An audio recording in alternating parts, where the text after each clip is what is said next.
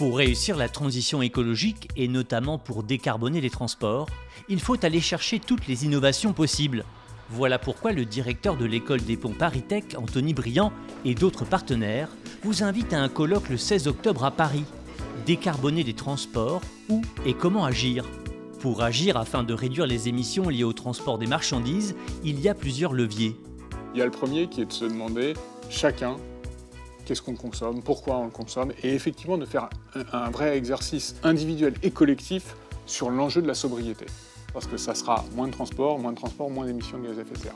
La sobriété, c'est indispensable, mais elle a des limites. On va continuer à consommer, donc à avoir besoin de transport de marchandises, on va continuer à se déplacer, et donc on va continuer à utiliser ces infrastructures de transport.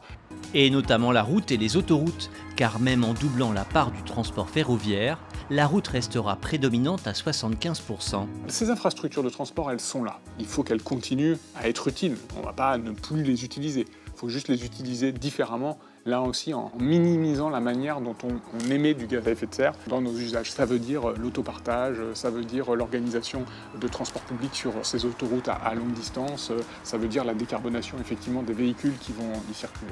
Ce qui est clair, c'est qu'on n'a pas des décennies. Les solutions technologiques, pour la plupart, sont là. Il y a encore quelques verrous technologiques à trouver, mais c'est plutôt une question de comment on le met en œuvre et à quelle vitesse. C'est-à-dire quelle rapidité de déploiement des bornes électriques, à quel endroit, quelle rapidité de mise en œuvre d'un parc de camions qui soit décarboné, enfin qui ne soit plus thermique. Voilà des questions qu'il faut qu'on se pose. À l'école des ponts ParisTech, on travaille sur l'optimisation des flux.